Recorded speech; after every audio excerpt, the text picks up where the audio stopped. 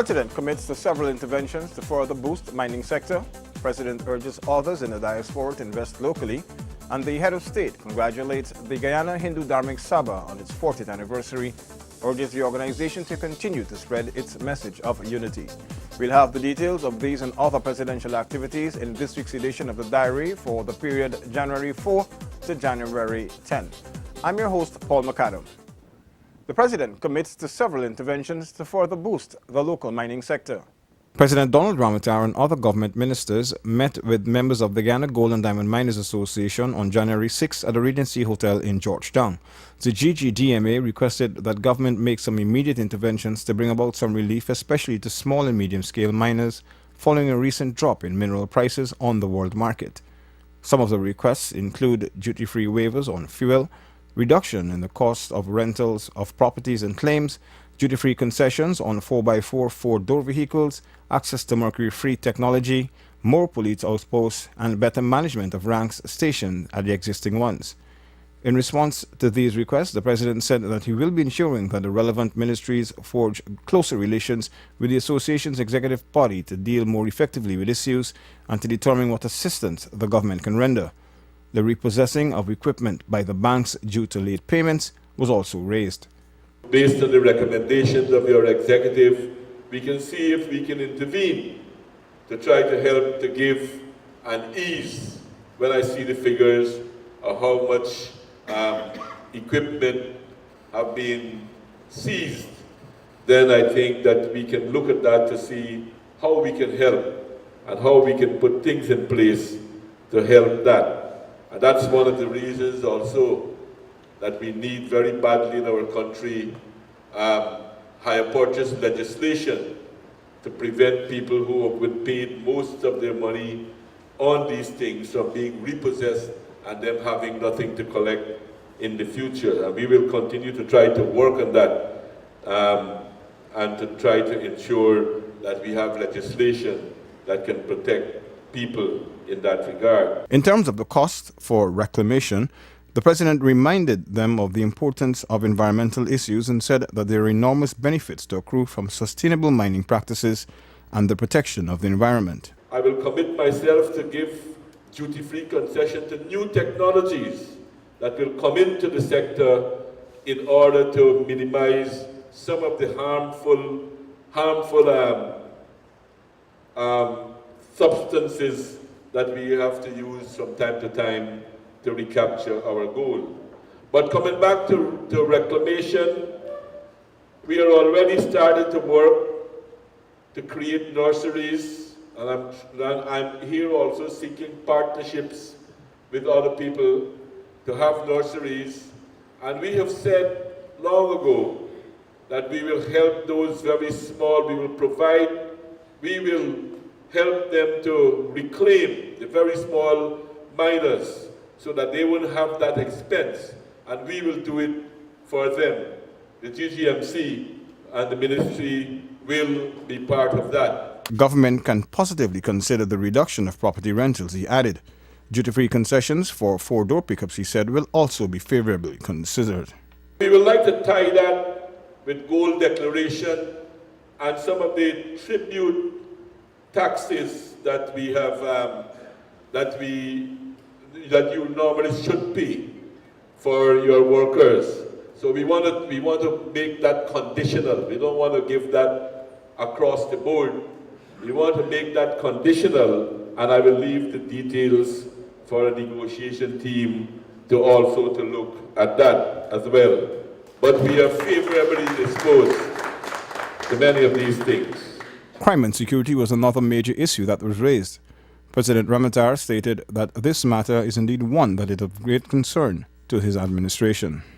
I will ensure that you have a meeting with your leadership, to have an early meeting with the Commissioner of Police, with the leadership of the police force, with the Minister of Home Affairs, to ensure that your ideas and your suggestions are taken on board, and also that you can work together, because this is an area that needs maximum cooperation where we must work together to fight against the crime, much of which has migrated into the interior area, and we have to deal with this as fast as possible to prevent it from getting worse.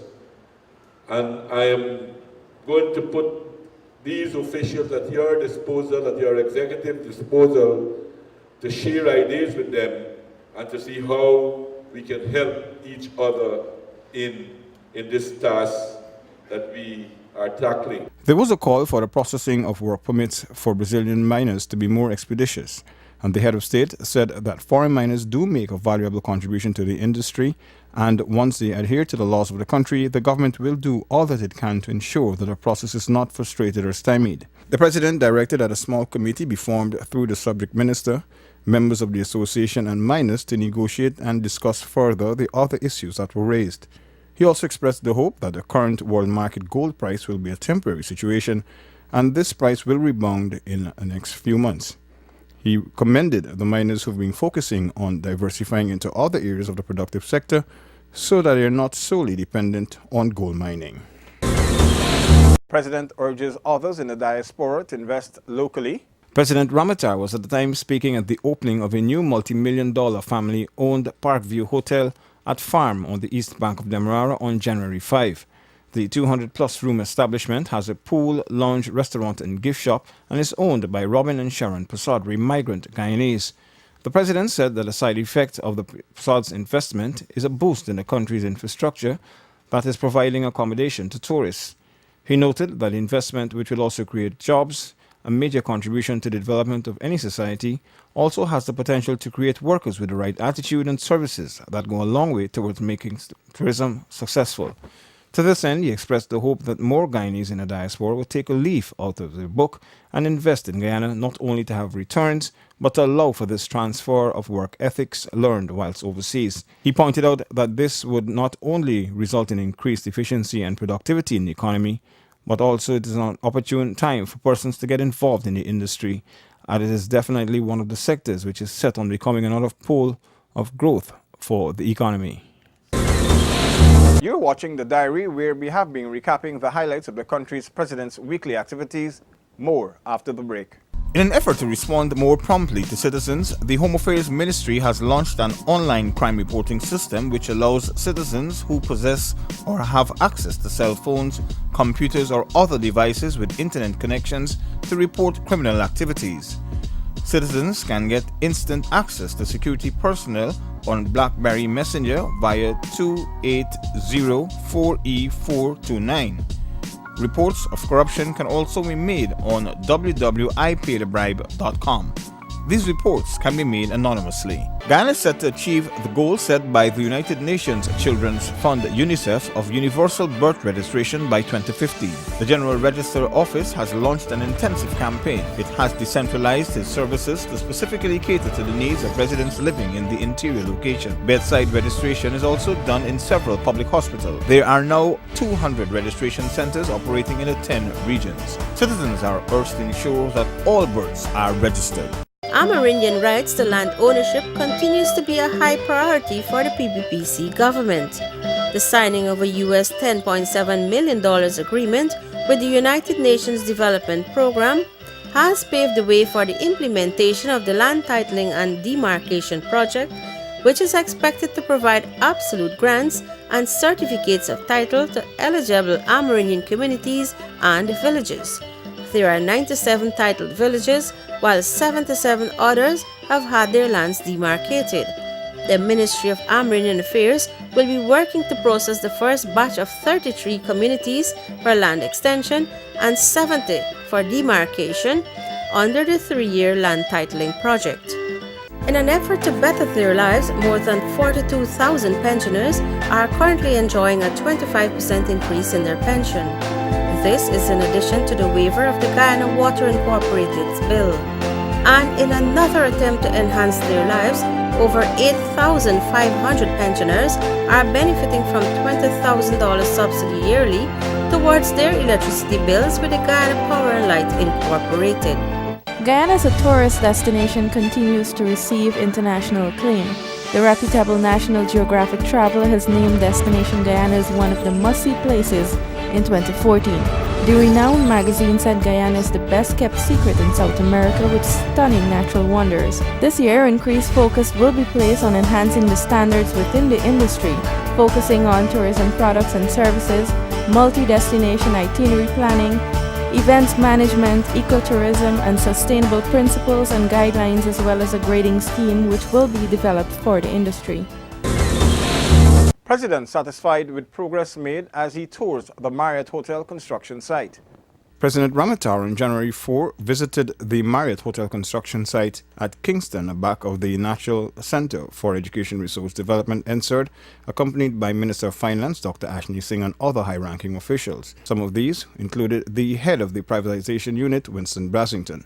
The president said that he was impressed with the pace and quality of construction on a project which he said is setting new standards locally. We're looking forward to early opening as possible so that we can develop our tourist industry generally, and I think that this will go very far away in helping to develop our economy. It will create about 500 jobs, I understand, and so there'll be a lot of jobs created, a lot of economic activity, and of course the building itself is very, very impressive. The Marriott Hotel is on target for an August 2014 commissioning and will boast 197 rooms, a large ballroom, conference center, casino, nightclub, restaurants, a concrete walkway, and all other amenities of a world-class hotel. On completion, it is expected to provide some 500 jobs for Guyanese. The project was launched in 2011 and has an estimated total investment of $51 million. The head of state met a high-level CARICOM team from the organization's Climate Change Center. President Donald Ramatar met a delegation from the Caribbean Community's Climate Change Center, which included Executive Director Dr. Kenrit Leslie and Deputy Director and Scientific Advisor Dr. Neville Trotz on Wednesday, January 8. Among issues raised by the President was Guyana's keen interest in promoting and supporting increased action in the Caribbean region on the issue of climate change. He indicated to the delegation that in light of the increasing and devastating impacts to the region from extreme weather events linked to climate change, Ghana will be advocating for this to be a main item for discussion at the next session of CARICOM's Heads of Governments. The President welcomed the recent statement made by incoming Chairman of CARICOM, Prime Minister of St. Vincent and the Grenadines, Ralph Gonsalves, which calls for CARICOM's prioritization on climate change. The need for enhancement of the region's efforts at the technical level, particularly negotiations at the United Nations FCC for a targeted 2015 global agreement, was also raised. The President stressed the need for the region's negotiator to be provided with clear guidance in accordance with the region's position on key issues. He indicated that whilst the region has a strong position on climate change, as outlined in the Lindendal Declaration of 2009, perhaps there exists room for a strengthening of that position. He indicated that Ghana's willingness to work with the CCCC and CARICOM to support briefing sessions for the negotiations prior to major UNFCCC sessions. The President also took the opportunity to express Ghana's recognition and unwavering support of their work and introduced Sham Nokta, Ghana's representative, to the Board of Governors of the Center. The head of state congratulates the Guyana Hindu Dharmic Sabha on its 40th anniversary and urges the organization to continue to spread its message of unity. The Guyana Hindu Dharmic Sabha observance of its 40th anniversary was described by President Donald Ramatar as a time for reflection on the contribution made by the founder and his close friend, Ripu Daman Prasad, and as a time for unity amongst all Guyanese. It was not easy, and I do not think in honoring the founder of the Sabha, Ripu Daman Prasad, for his guidance.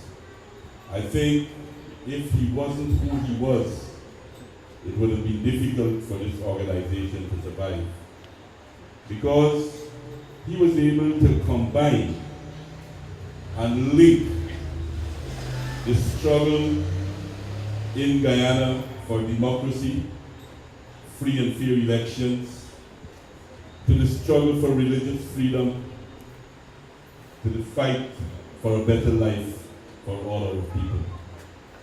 And he was able to do that not only because he was a good pandit, and probably the best pandit, I'm not disrespecting anyone of you around here, but I think because he was also a politician, and his political knowledge helped him tremendously to be able to connect with the realities that exist. He also recalled the oratory skills of the late parliamentarian when debating matters of legal affairs or agricultural issues.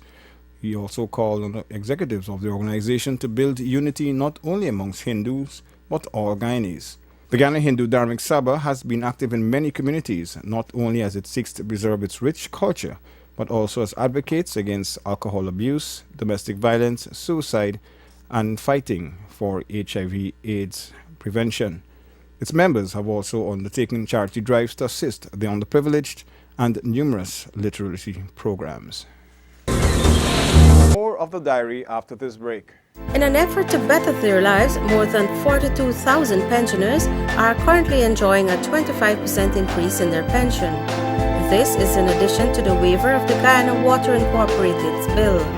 And in another attempt to enhance their lives, over 8,500 pensioners are benefiting from $20,000 subsidy yearly towards their electricity bills with the Guyana Power and Light Incorporated. In an effort to respond more promptly to citizens, the Home Affairs Ministry has launched an online crime reporting system which allows citizens who possess or have access to cell phones, computers, or other devices with internet connections to report criminal activities. Citizens can get instant access to security personnel on BlackBerry Messenger via 280-4E429. Reports of corruption can also be made on www.ipaidthebribe.com. These reports can be made anonymously. Amerindian rights to land ownership continues to be a high priority for the PBPC government. The signing of a US $10.7 million agreement with the United Nations Development Program has paved the way for the implementation of the Land Titling and Demarcation Project, which is expected to provide absolute grants and certificates of title to eligible Amerindian communities and villages. There are 97 titled villages, while 77 others have had their lands demarcated. The Ministry of Amerindian Affairs will be working to process the first batch of 33 communities for land extension and 70 for demarcation under the 3-year land titling project. Guyana as a tourist destination continues to receive international acclaim. The reputable National Geographic Traveler has named Destination Guyana as one of the must-see places in 2014. The renowned magazine said Guyana is the best-kept secret in South America with stunning natural wonders. This year, increased focus will be placed on enhancing the standards within the industry, focusing on tourism products and services, multi-destination itinerary planning, events management, ecotourism, and sustainable principles and guidelines, as well as a grading scheme which will be developed for the industry. Guyana is set to achieve the goal set by the United Nations Children's Fund UNICEF of universal birth registration by 2050. The General Register Office has launched an intensive campaign. It has decentralized its services to specifically cater to the needs of residents living in the interior location. Bedside registration is also done in several public hospitals. There are now 200 registration centers operating in the 10 regions. Citizens are urged to ensure that all births are registered. That's all in this week's diary for the period January 4 to January 10. To recap, the President commits to several interventions to further boost the local mining sector. The President urges others in the diaspora to invest locally. And the Head of State congratulates the Guyana Hindu Dharmic Sabha on its 40th anniversary and urges the organization to continue to spread its message of unity. For the next program, when we will bring you more of the President's activities, I'm your host, Paul McAdam, thanking you for joining us. Do have a pleasant rest of the week.